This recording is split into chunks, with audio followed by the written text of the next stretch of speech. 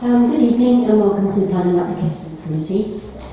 We're going to start with apologies for absence. We have Rebecca Landing subbing for Councillor Marcy Skeet. Thank you very much for doing that. Declarations of pecuniary interest. Anyone? No? Okay. Minutes of the previous meeting, can we agree those as a correct record? Happy with those? Okay, thank you. From the audience point of view, let me just explain how things work. And when reports are presented, officers will present, and then the objectors will have 3 minutes to speak. Then the agent, if they're here, will also have an equivalent amount of time to respond. We use a traffic light system here, so that when it goes to amber, you have 1 minute left. So it's really helpful for me if you recognise that and don't go over your time. Because once the red light's on, then I will ask you to stop speaking. So try and be concise and keep what you've got to say within that 3 minute period. Once we've gone through the objectives and the applicants' comments, we then move to members. If there's a ward member that wishes to speak, it's usually they will have their 3 minutes at that point. And then once members of the Planning Applications Committee speak, nobody else then is able to speak. We take questions and then we follow that up with comments. And at the end of that, when we've had all our responses back from officers, we will make a decision. Tonight's agenda is incredibly small, but I think the first time in living history we've got only 2 items on the agenda because agenda item 3 has been withdrawn. So the first item on the agenda is land at 1A Kenley Road, Merton Park. That's what it will be. So the officers will now present. Thank you, Chair. Yes, the application is for the demolition of the existing garage and the erection of a single-storey dwelling house. Some members of the committee may remember this one. You'll see in the history it's been around a little while. There's been a number of refusals on the site, including an appeal a couple of years back.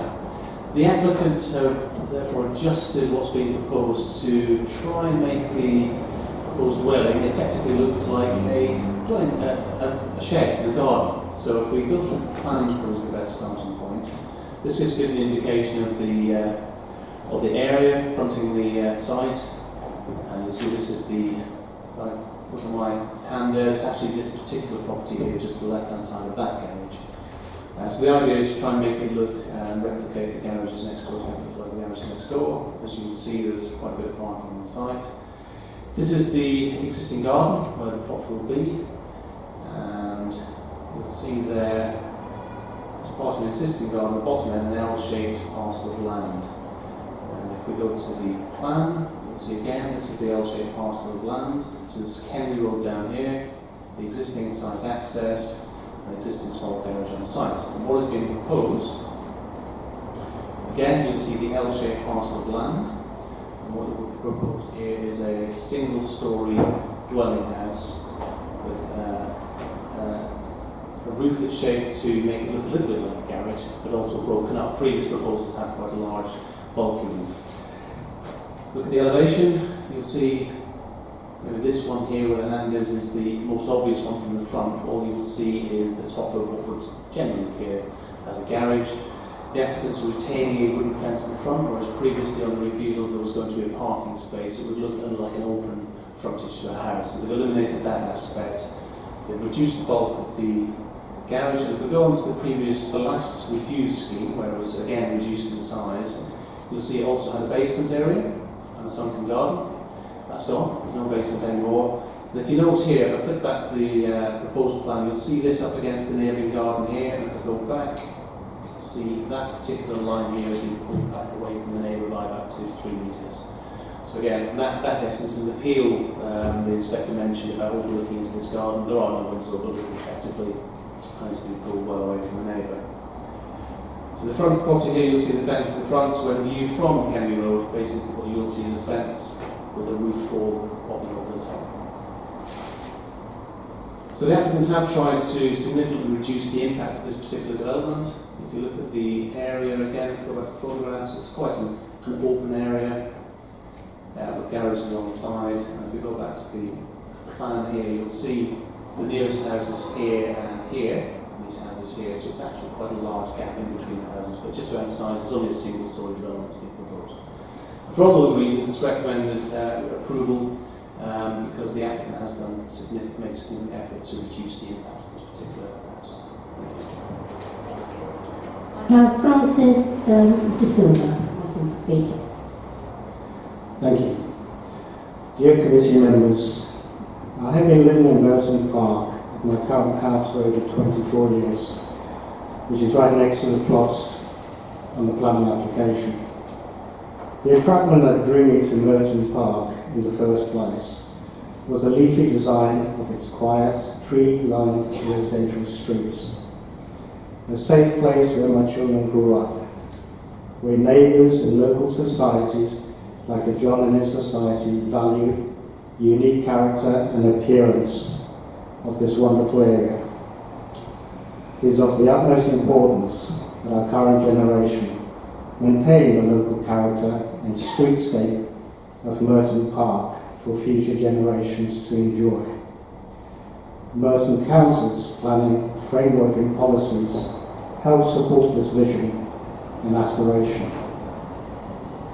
In recent years, the value of land and house prices in the area increasing dramatically, we have witnessed an upturn in the number of planning applications that aim to build a relatively small dwelling in the rear of a back garden that has road access. Sometimes you even come across an application that amounts to nothing more than shoehorning a single-storey dwelling in an area the size of 2 large garages. In the case of the current application, the intended dwelling will be situated between 2 garages. Hardly a good environment with its unsatisfactory living space for occupants, and an absolute eyesore for surrounding neighbours. As one can clearly see from the latest planning drawings, the development does not respect traditional Kenley Road streetscape. Its design neither integrates nor complements the local area with its modern construction and materials, negatively contrasting with the common architecture of the surrounding properties. I and my immediate neighbours so enjoy the peace and quiet of our garden. Having people living in the plot next to our garden will affect our personal enjoyment in our gardens by the increase in both noise and disturbance emerging from the intended dwelling. If you do intend to decide to approve this planning application at this meeting, despite the numerous objections you will have received in writing and again heard this evening, it may likely set a precedent and catalyst for future property developers to offer residents large cash incentive to sell similar-sized plots and back gardens across Merton Park, eventually changing the character and streetscape of Merton Park irreversibly.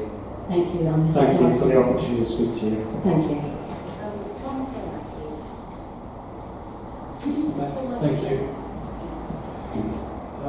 Dear members, following the recent announcement of the application P18P1356, I would like to again reiterate my and my wife's objections, which the new design have done nothing to address.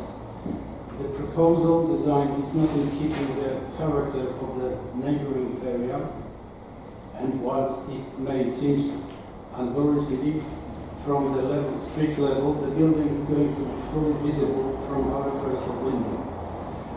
There is a limited restricted parking space nearby, and even if the proposal has parking space in front of the property, the inhabitants, guests, are likely to use the spaces on the road, limiting already stressed parking. In addition to our previous objection, we would like to raise the following. Kenley Road is already very congested during busy times of the morning, particularly when the K5 bus is in operation. As extra house in additional parked cars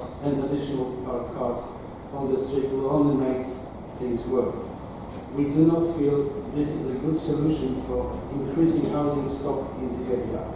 Given the small size of the property, it will make no immaterial difference to housing capacity, but considerable detriment of the existing resident, which has been pointed out by ourselves and as well as our former neighbors.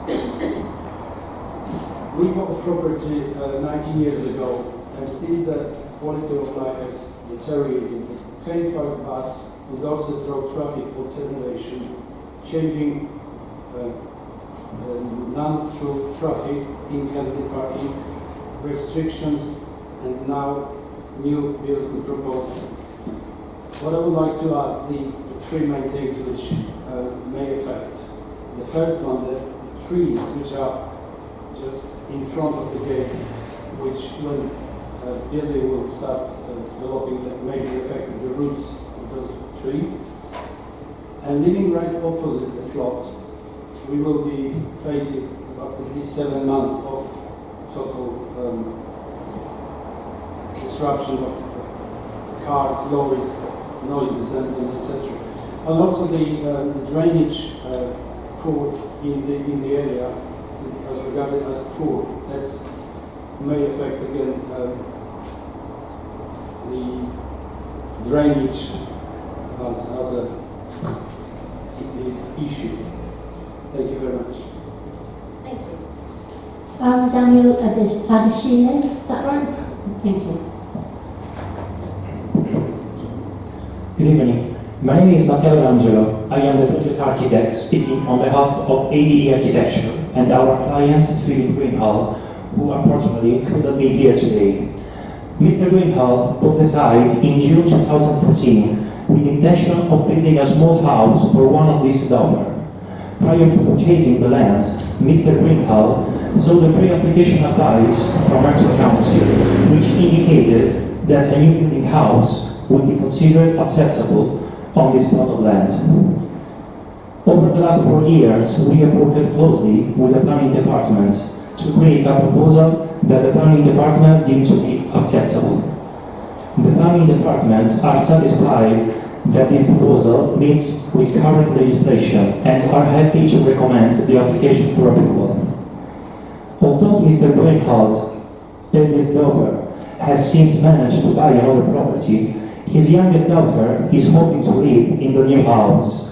Mr. Greenhall's youngest daughter is a physiotherapist working for NHS, and given the current housing situation, it is unlikely that she will be able to purchase her first property without the help of her parents.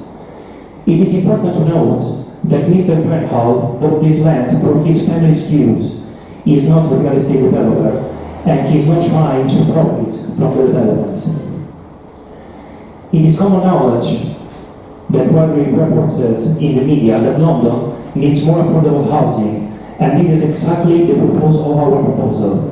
It is a discreet and elegant single-story one-bedroom house which will be hidden from view by a 1.8-meter closed-door timber fence to match the style and the character of this portion of Kenley Road. The proposal has been designed to ensure that this proportion won't look out of place next to the remaining garages. Careful consideration has been given to the design of the fifth elevation, the roof, to ensure that when gleams from neighboring first-floor windows, the proposal provides a smart and contemporary alternative to the existing garage roofs. The proposal will have no environmental or ecological impacts on these surroundings, as confirmed by the agricultural report, the design and access statements, and the floor risk assessments provided with this application. Thank you very much. Thank you, Jess. Just a couple of points. Trees were mentioned. The report, as you will see, does not have an issue with the trees. Again, traffic was also mentioned, objectors, and again, the highways officers are not concerned about that particular aspect. Disturbance from the building work was also mentioned. Again, not a material planning consideration for this evening. There are obviously conditions recommended, and also it's not in a significant flood zone area of risk. The applicant did mention affordable housing there, just to confirm this isn't formally an affordable housing unit. It will be a cheaper housing unit, but it doesn't qualify as an affordable housing unit. Thank you. Questions? Yes, thank you, Jerry. This one is in my patch, so I'm interested. I'm looking at the layout, the one you've got on the screen there. Distances from the boundary to Kenley Road with the property. It's actually at the northern end, isn't it? The bottom there. And also the distance to the fence at the top. Can you tell me that? I haven't a scale rule on me, but I think the report does mention the distances. This particular distance here is between 2 and 3 metres. So you have the fence along the front, and then you have the gap in the building. In the back, as I mentioned before, if you look at the appeal scheme, you see the streets arch up against the rear fence. And that room there is probably about 4 metres wide, I would guess. And as you see, it's been reduced by about half that. So it's been set back probably 2 metres, I would guess.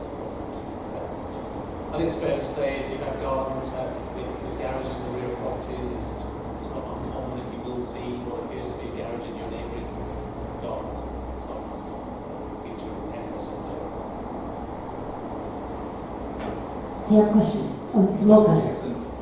Just on windows, actually, and access to the amenity space. So there's a window at the front of the property, as far as I can see, and then there's one right at the back leading on to the amenity space. Does that also form the entrance to that space?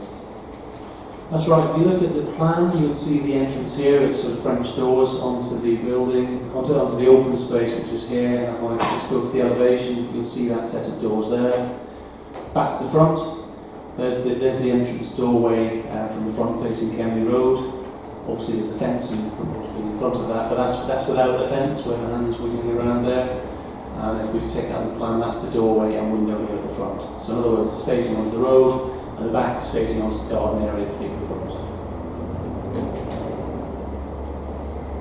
Councillor Making?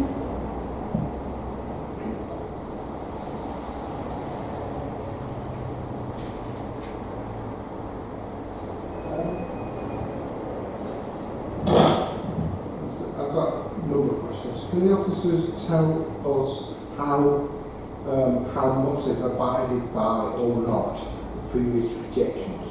Because it's been rejected a couple of times, got to report, and I've heard additions put on that. Have they been met? It's been rejected more than twice, and officers have rejected a number of occasions, but it was for a much bigger development on the site. As I said in the introduction, the latest refusal is these plans here, where you had a full basement area. The back garden, the back of the building was right up against the neighbouring property, and with parking space at the front. It was an open front area, so you could very easily visibly see the development. Let's just look at that elevation. Not quite as clear, I'm afraid, on those plans. But if you go back to what's being proposed now, and actually another element is the roof form. As you can see, you have this sort of, a larger roof form on the roof, and if you go back to what's being proposed in here, it's been broken up. So yes, they've done quite a lot to satisfy officers in terms of the appearance of the building and the impact on the neighbours. So it's very different to what was previously proposed. There was a question about precedent made by one of the speakers. Is this the first development in that site, in the area that involves something like this? And also, can you show me on the plan where the road access is? Well, first, it's very simple. If you can see on the OLS plan here, this is the Kenley Road, and the development itself will face directly onto Kenley Road. If we maybe go, let's look. See, it's just, this is the access here basically. So you'll see it's on the road basically. Your second question about the other sites, if we go back to the OS plan again, you'll see, yes, there are other garages in this particular area. single-storey developments in the back of gardens or with access onto roads, it's not uncommon that we have applications along those lines. This is the first one that I'm aware of in this particular area here. We have to look at it on its merits in the context of the locality. It's single-storey, it's not significant in terms of its visual impact. And obviously any further applications or other applications, whether it be here or nearby or elsewhere, would be assessed on their merits too. And we have to bear in mind obviously that there is a significant target in terms of delivering housing in the borough. That's obviously quite a high priority, but that's not at the expense of all the other considerations, as you're aware, in terms of that visual impact. In this particular case, we consider it to be exceptional. I'm new to this committee, so what I don't want to have is residents coming in 6 months' time saying, let this person build that, why can't we do it? That's the precedent setting there. The other properties along the road don't have access to Kenley Road anyway, so presumably they haven't got anywhere in the back garden. We're not talking about that, do we? Right, I understand what you're saying, but I still don't want the precedent to be set necessarily that people could use in the future. Well, the one point of you said that the others don't have access. Well, clearly the one in the corner does have access, and this, they have other areas facing there. They probably don't have the size of plot of land available to do what they're proposing to do here. I think that's the difference. Thank you. Any other questions, please? Councillor Tim. Thank you, Chair. Just a quick one. Will there be a restriction on any future application for a basement extension in this property? There's not a restriction proposed. It's not something we put on any permissions. It would have to come back to committee again if that was the case, and you'd be making similar decisions. They've already had 4 refusals for that particular aspect, so I think they probably know what the decision would be. Any other questions? Any comments, sir? Councillor Ward. Yeah, thank you very much. A number of things on this.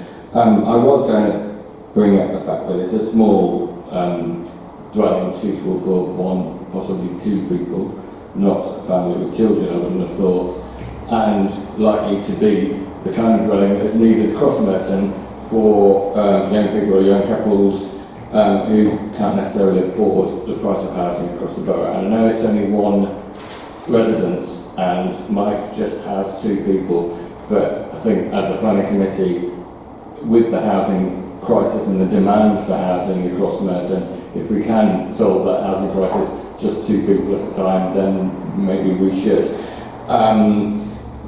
I think generally, because of the history of the applications on this site, they've had 3, 4 applications in the past when this committee or officers have said, no, it's too big, it's too big, it's too big.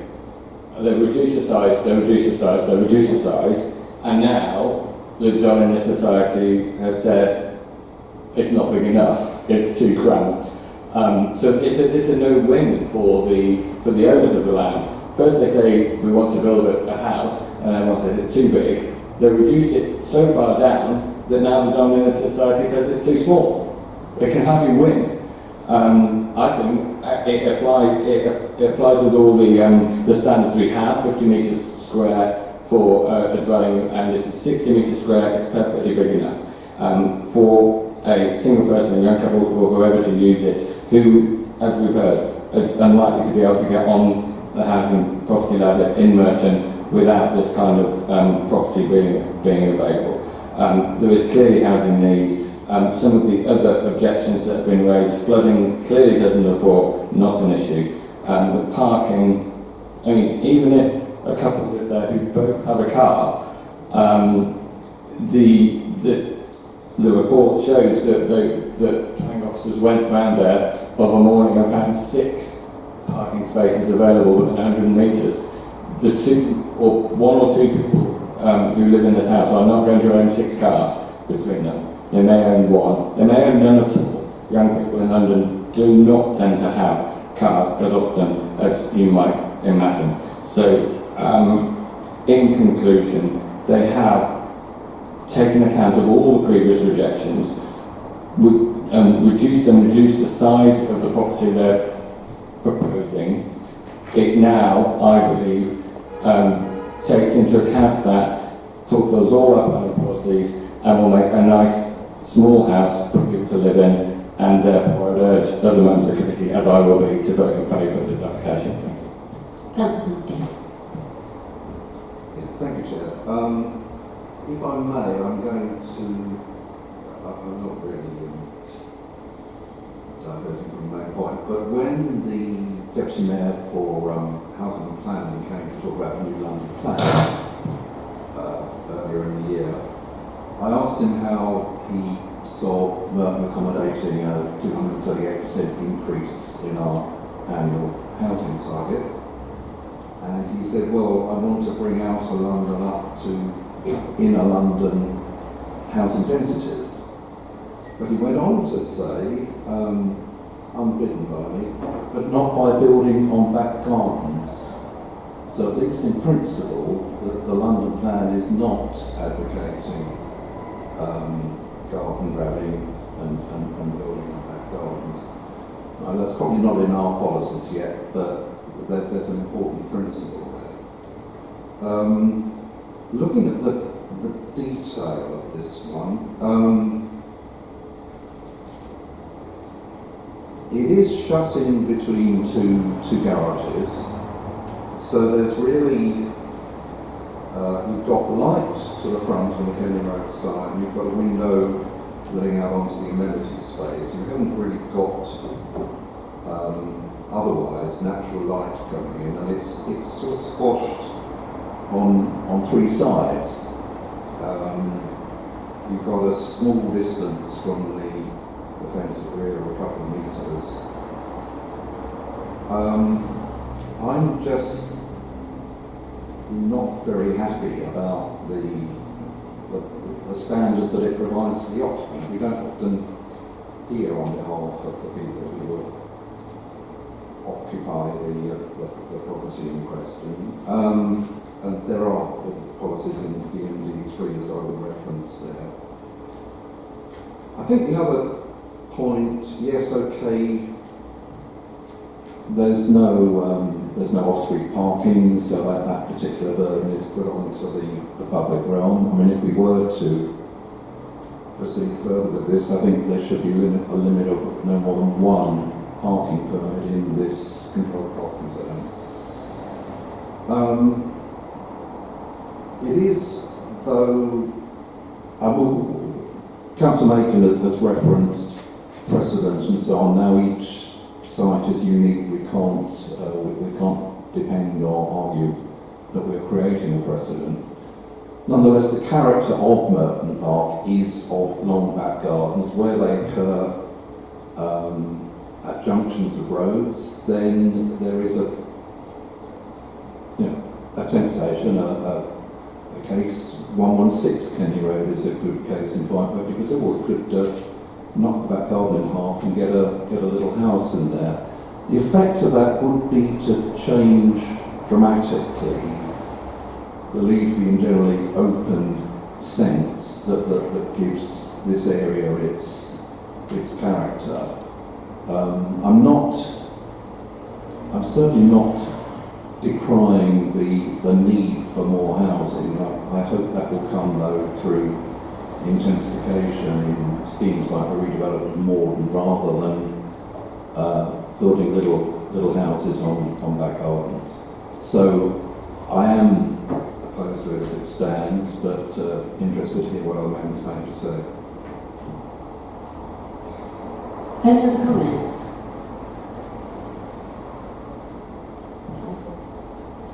I think just in response to that, at least the very last comment, we know that across Merton we need to be building more housing. There is a desperate need, and as I said before, if we can do it 1-2 persons at a time, one little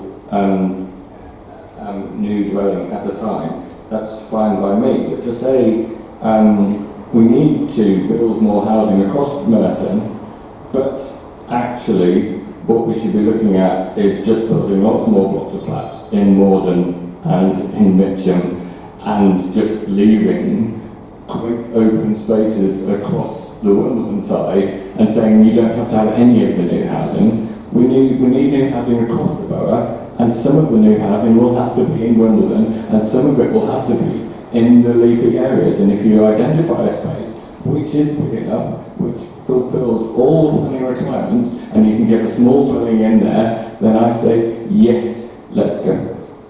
Councillor Ross.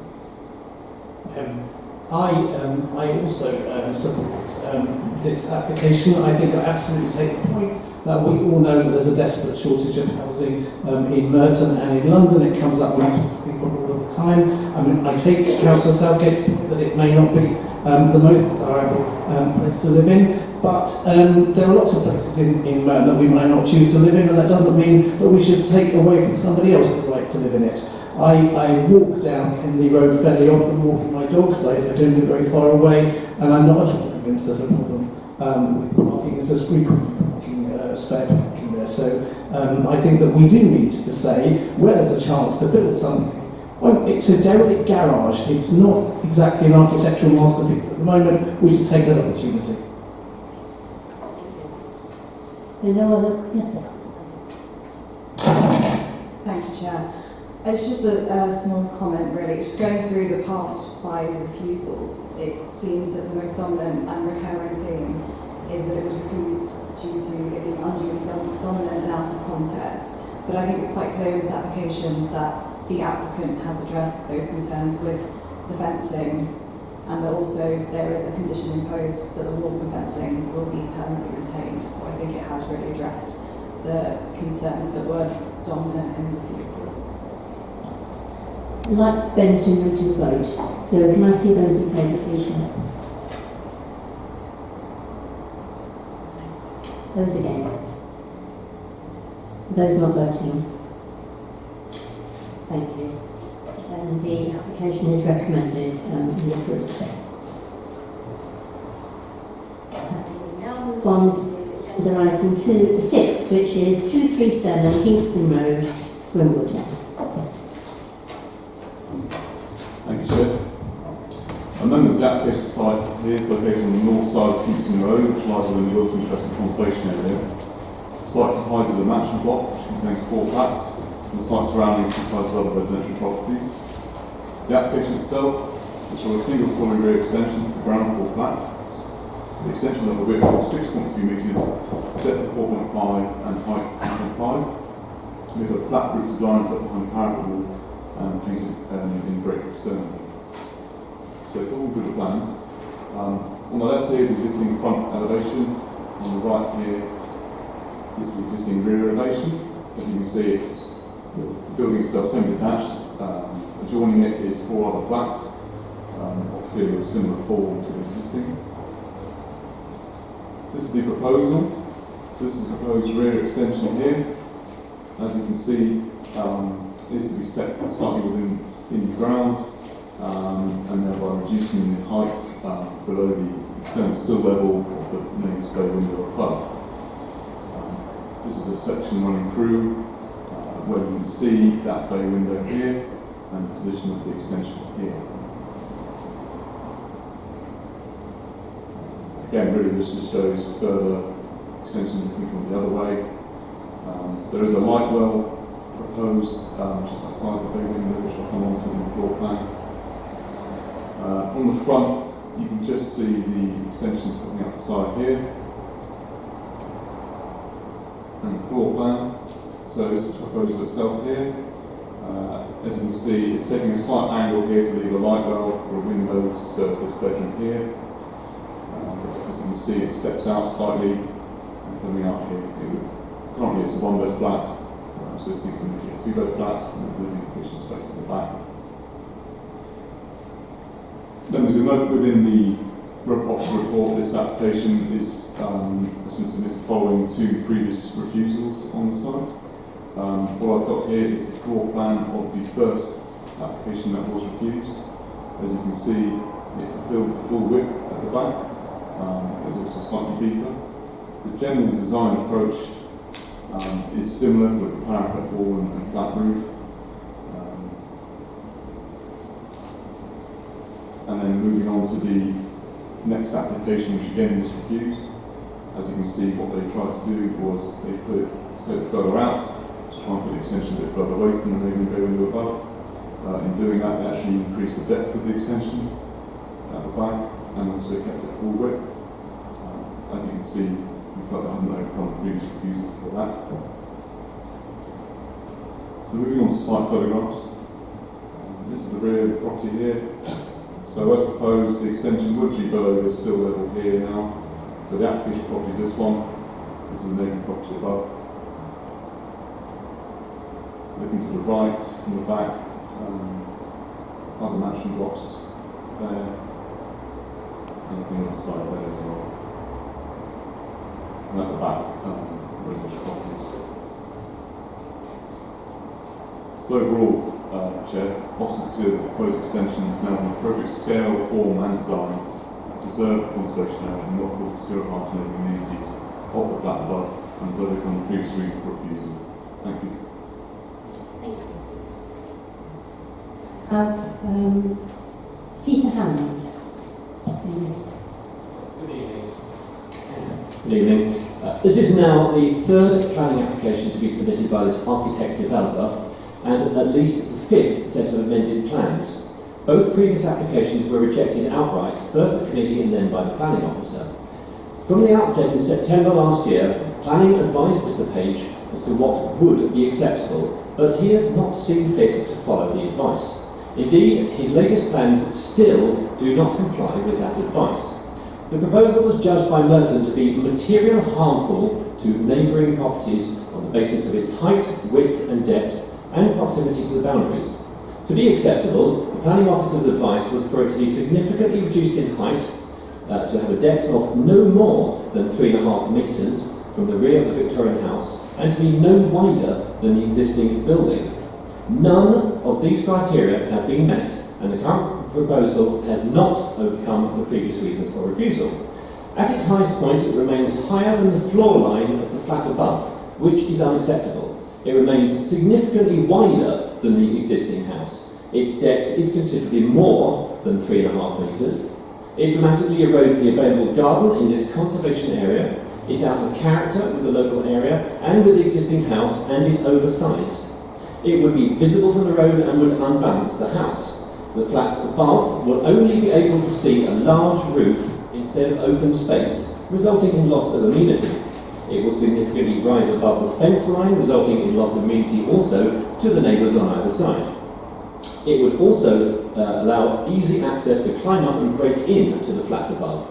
It does not respect the original design of the house, and it contravenes the leasehold documents, a fact that Mr Page is being made aware of via lawyers' letters, but is ignoring.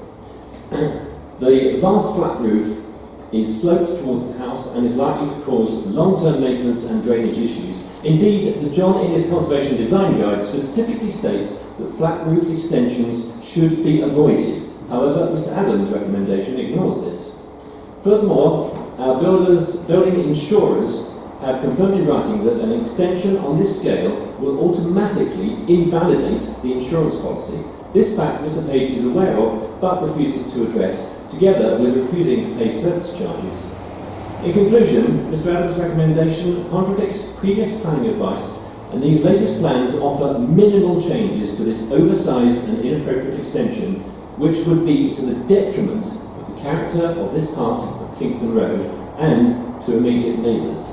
The other freeholders therefore urge the committee to refuse planning application permission. And I thank you. Thank you. Richard Page, please. Thank you. I just want to, the plan pretty much covered everything. I just want to go through some statistics on the side from the original scheme through to now. So the original extension on the original scheme that was refused in committee was 35 metres squared. The second scheme was 28 metres squared, but this proposal is 20 metres squared. So comparing from the last scheme, it's 29% smaller, and then it's 42% smaller from the original scheme that was refused in committee.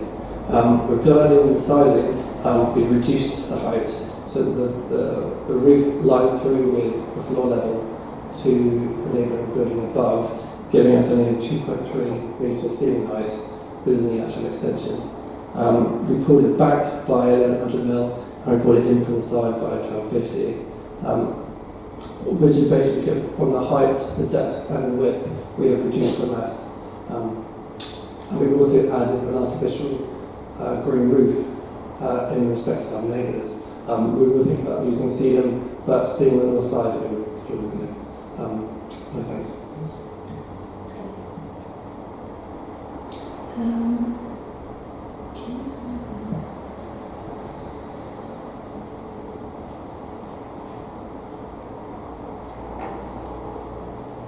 I'll call on Councillor Vicky Wimbledon, please. Thank you, Chair. I must say it concerns me that Mr. Page, a qualified architect, seems to be so lacking in spatial awareness. The floor plans available online when the property was sold quite clearly state the dimensions of each room, and Mr. Page purchased the property knowing it was a one-bedroom flat in a conservation area. Yet upon completion of the purchase, he immediately submitted a planning application for, in his words, a much-needed second bedroom. Likewise, he knew what the dimensions of the existing living room are, a generous 5 metres by 3.5 metres, yet in his own submission says that the now proposed 4.5 metres by 6.2 metres extension is tight but livable. I realise Mr. Page's personal motives may not be relevant to PAC, but I will say that PAC is vested in the future of Merton's buildings and conservation. Yet these proposals are a great example of the idiom, take an inch and they will take a mile. I say PAC should not be taken advantage of. Please allow me to draw your attention to 3 items within this meeting's papers and address them in reverse order. Section 7.2.6 states that this new proposal creates a light well and pushes the extension away from the building in comparison to previously introduced schemes. But we are already aware now in section 7.2.5 that he had incorporated these changes into a proposal that was refused outright without going to PAC. Section 7.2.4 quotes the PAC's formal response in the minutes of the initial planning application. And I would simply like to ask, based on those comments alone, does Mr. Page's 6.2 metre by 4 metre brick, glass and fake glass extension resolve any of those points? The extension still extends beyond the current width of the property, and this was regarded to impact on the frontage and imbalances the house. Does this still not do so? The first floor flat above had an amenity of an 8 metre plus garden view. Does plastic grass in an oddly-shaped tunnel resolve this? Looking more closely at the newly created, and some might say convoluted, light well, I asked the PAC, is a second bedroom with barely a window and no outlook whatsoever considered good design? Indeed, do any of these plans now present a balanced and proportionate extension to the original building and fulfil Merton's Sites and Policies Plan section DMD2 and DMD3 and possibly DMD4?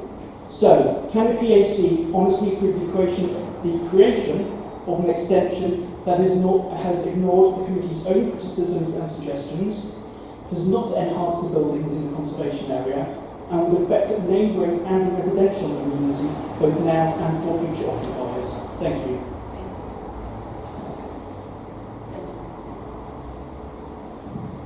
Questions, please.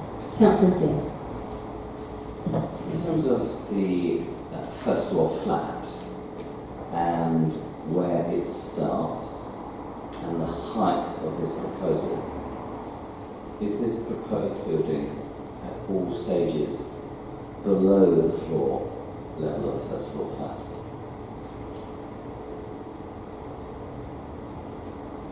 Chair, if I may, so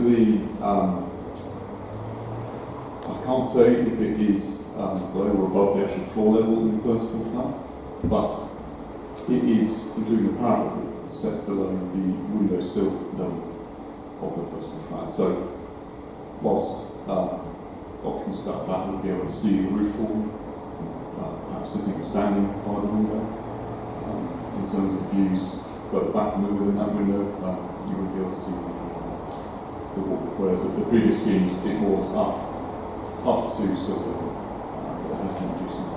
Thank you. Just to follow that up, it still gives the impression that there's an angle from the far end of the extension nearest the garden to the house, as in it's sloping downwards. So is there an angle? Is the height nearest the garden higher than the height nearest the property?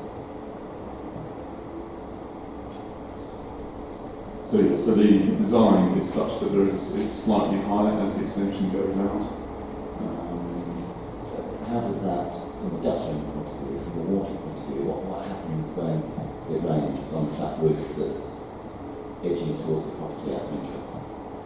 It's also designed, so there's a section before the bay window where on this plan here, it's been indicated with these arrows as to indicating slopes. So with flat roofs, they are very slightly in angle for drainage purposes. So from here in, it would be guided here and here away from. The last question is a flat roof.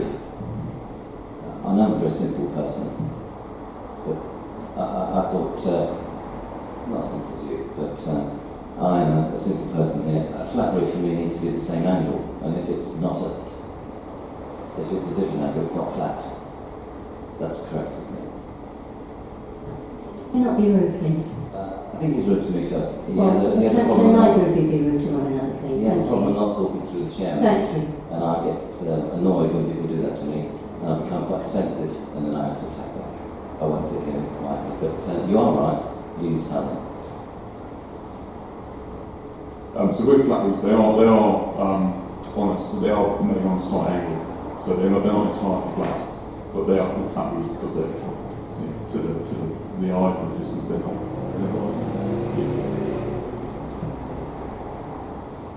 Any further questions? Councillor Southgate.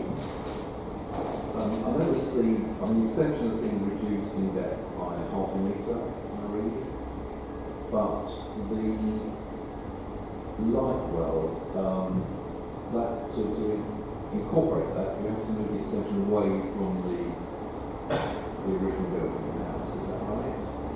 So I want to know whether overall depth of extension plus light well is greater or less than previously. I also want to know, I've got the second question now, about the length of the garden from the rise extension to the boundary fence. Thank you, Chair. In relation to the light way, the measurement in the report is taken from the original rear wall, which is here, to the end of the extension. So it does include the light well area here. So it's from the wall to the very end of the extension. In terms of the depth of the garden itself, I don't have that figures in hand. But as you can see, it's less than half. As far as I'm aware, the garden serves the ground floor flat only. So on that basis, we're satisfied with the remaining garden space. Councillor Keith. Thank you, Chair. Could the officer tell me, I'm just slightly confused myself, how high the parapet is above the windowsill? The windowsill, the parapet, so not the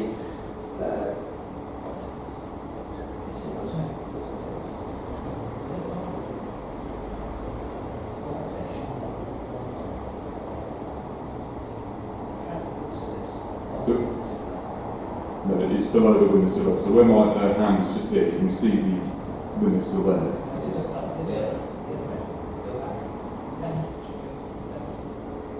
Oh, sorry.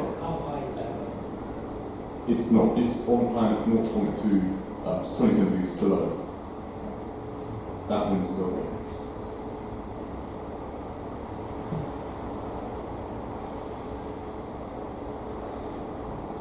Further questions? Comments? Oh, sorry, Councillor Chen.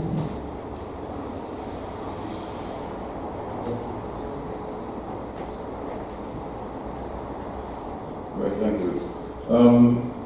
You have actually heard the critiquing of the dimensions. I mean, it's a bit complicated at this time for me to get my head around it because it's quite a lot of stuff. You've actually been working on it. It's your project. So, given what you've been here in terms of... Can you speak on there? Sorry. Pardon? I can't hear you. The officer has actually been working on this project. So there have been several critiquing of the existing dimensions, not actually meeting the requirements. Yes? You have worked on it, so what I want is your professional response to the criticism of the dimensions. Do you feel that as it stands at the moment, as it stands, the proposal before us is actually adequate and suitable? This is going with officer recommendation, so I think the officers do agree. That's why this is their report. Councillor Lanning. Just to follow on from Councillor Latif's point, at the end of the roof, because it does raise up slightly, if you're in the flat above and you're standing far back in your room, can you see the top of that roof? I can't say for sure, Chair, but what we have based on is clearly the plans show that the parapet is below the window sill level. So you might be able to see it from within the flat. But of course the parapet wall is set back from that window sill by 5 metres or 4.5 metres. So it's one of these schemes where although it's close to neighbouring property, based on the previous reason for refusal and the current scheme, because they reduce the height, set it lower down. We're happy, although you might be able to see it, partially see it from that flat, but it's not going to harm any outlook to one refusal. Any other questions? Councillor Mayhew. Can we, a general question and specific questions. It's the second planning application committee I've been to, and on both, this one as well, we've had plans, but we haven't had dimensions written on the plans. So we haven't got any idea as to how much the garden is taken up or how big the site is from what we're looking at here. You've told us what the building sizes are, but you haven't told us the size of the garden and how much the garden is taken up by this. I thought you could only take up 50% of your garden. Is that true? That's in regard to our basement extensions policy. So if they're doing a basement underground into the garden space, then that's with the policy.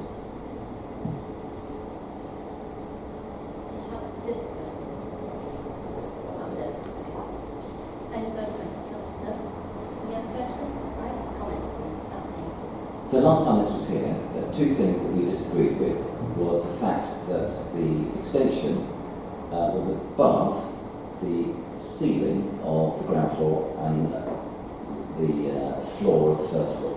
And this is not changed. It may have come down a bit, but it is not changed. This is still above the ground floor. And it isn't acceptable for people in the first floor to look out and find that there is a piece of concrete on their level. It is not acceptable. Something which is highly unusual, I'd say completely weird, is that the roof slopes the wrong way. And we said exactly the same last time. And there was the third element, which we said we wanted to reduce the width, which was Councillor Southgate's point, because this is in a conservation area. I don't think it's acceptable that any application should be here that has a roof which is higher than the property itself when there is a property above it. And I think we have to reject it on exactly the same basis as last time. Is Councillor Southgate? Yes, just going back to the point about the garden, I mean, we got very excited about this last time, I recall, with the construction of a vast swimming pool in a basement. But that apart, I thought we also tried to discourage more than 50% of the garden area being built over, discourage to say the least. I mean, I'm not saying we can enforce that, but particularly combined with the point that the upward tilt will sort of occlude the view from the first floor flat. And that's all view, I suspect, of the garden will be lost. Now, it's not in the ownership of other than the ground floor flat, but it's an important part of the amenity of the other flat dwellers. And I noticed the report also says an artificial grass cover is proposed. This is not considered to cause visual harm. Well, I can tell you it would cause me severe visual harm if I lived in the first floor flat. And I do hope, if this is going anywhere, that the idea of a cedar roof will be reconsidered. I know there are drainage issues, but the thought of looking out on artificial grass and it's creeping around the area is appalling. Yes, I think it's, as Mr. Hammond says, annoying that officers' advice is being followed in part but not in full. The extension is going to still stick out by 0.8 metre from the building line of the original house.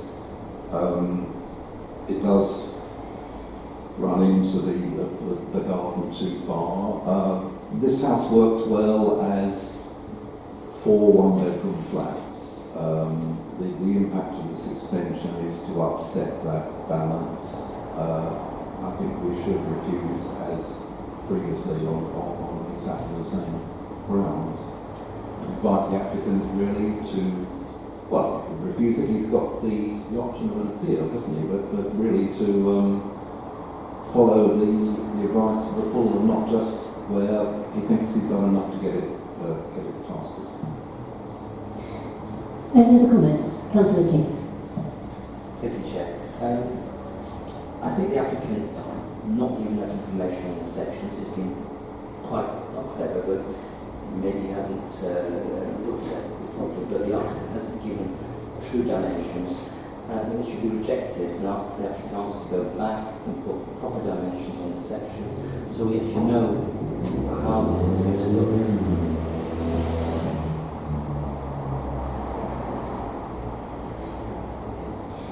Councillor Ward. Thank you. So I'm going to hark back to the housing crisis in Merton again. We have someone who has a 1-bedroom flat and wants a 2-bedroom flat. Perfectly normal for anybody in a 1-bedroom flat. Either the family is growing or they just want more space. The alternative to building on the back is to sell your 1-bedroom flat and then go buy another 2-bedroom flat somewhere else, with all the upheaval that takes and probably the extra costs. I think we should be, where possible, and within our planning, within the planning rules and everything else, we should be encouraging people to make their properties either by basement extensions, rear extensions, or whatever, to make properties bigger and therefore nicer for them to live in, rather than forcing people to keep moving every time they want to move. Every time they want a slightly bigger property. I think that's fundamental in a general way. Also generally, this is the second time the 2 applications in front of us tonight are both kind of unusual examples in that planning applications have been refused before and they've changed them and come back. What normally happens is that an applicant will come to the council and say, I'm thinking of doing this, and before it even comes close to this committee, officers will say to them, actually it needs to be a bit forward before you've got any chance of getting through the planning process. But there have been applications before for much bigger extensions, and they've brought it down to a state now, a size of extension now, which our officers are saying, and the planning guidance that we have says is acceptable. So, under those circumstances, that they have taken account of what previous decisions have been and reduced the size of the extension, I can't see in the report or in anything that's been said, and we know our minor concerns around the edges of this application, but a fundamental reason for saying no, you may not build it, I'm not seeing one. And I think we should be encouraging people, where possible, other than moving, to expand the size of the properties they already own and live in. So obviously other members will make their own decisions, but I would be minded to say yes on this one, and build an extension and have 2 bedrooms rather than 1, because it's better for you than having to move to somewhere and find a 2-bedroom place to buy. Thank you. We've got a recommendation, so I'm going to follow the recommendation. Would you want to add that? The way the planning application system works is that when people make an application, the officers do not discuss it pre-application unless the individual pays money for a pre-app. I didn't notice any pre-app in here, so there isn't any conversation that's taken place. Secondly, the applicant here has not done as this planning application committee said last time. Thirdly, they moved in, this is not a planning issue, they moved in recently, so this isn't about them needing to expand, they're doing this to profit. One specific thing here, this application is building taller than their own flat, and this affects the people upstairs. And although this doesn't seem to be covered in planning, I think that is a moral issue. And frankly, you can still have an application that covers your own area only, and we do have to reject this. Otherwise, I can start building my neighbour's garden on stilts, and I don't think that's acceptable in the slightest. We need to reject it on the initial things I said. We've got a recommendation. Do you want to outline your recommendation, please, Peter? Yeah. Well, I'm going to put forward that we should refuse on the same grounds as previously. On essentially that the applicant has looked at previous reasons previously, and he's said, well, look, here's a compromise, guys. And I don't really think we should be, because it's the third time around, forced into accepting the compromise. So, just a small point from the Master Council Ward, this is not creating an additional housing unit, it's enlarging one, but then you need to look at the housing needs survey to look at the requirements in terms of 1, 2 and 3 bed properties, and we're not looking at that, we're just looking at expanding existing flats. So it does eat up too much of the garden, it does have plastic grass on the roof, it does hold out too much. If the applicant is unhappy that we refuse it, has the option now to appeal. If we pass it, those occupants of the other 3 flats have no recourse. We have a recommendation. We've got a second. Okay, I'm going to put the recommendation to refuse. If that fails, then we'll go for the full recommendation. Okay, so first of all, those in favour of that recommendation, please show. And those against?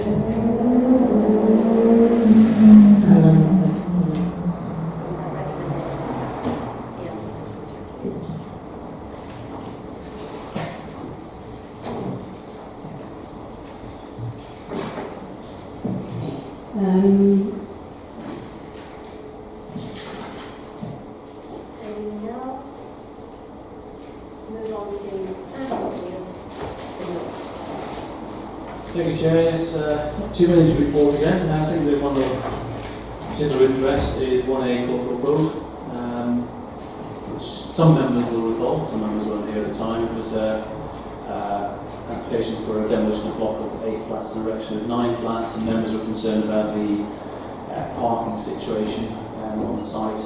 And the inspector in this particular case has awarded costs against the council because of that decision in the evening.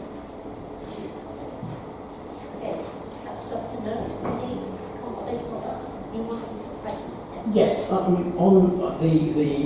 been awarded costs against us on the grounds of unreasonableness, and I just wonder whether there are any learning points for the officers or for the committee from having lost this appeal. Yes, I think it was quite clear in the evening. The Highways officer was very much in favour of the approval, and the recommendation was to approve. Clearly, members can decisions on these matters, but there wasn't an evidence base as such against the recommendation. The inspector obviously at the time decided that wasn't supportable in terms of the refusal. I would emphasise, although we have costs against, it's a relatively minor issue compared to many schemes in terms of the actual costs that may be awarded against the council. It's a one highways issue where there wasn't a significant amount of input into the appeals and across the as well, so it's not a routine paper and a lot of officer time involved in that. So I think yes, you're right, there's probably something to be learned in terms of the highways officer recommendation. Okay, thank you. We're on to planning enforcement report. That's again to note, unless you've got any issues that you wish to raise. Are we okay? Right, thank you very much. Thank you for your attendance.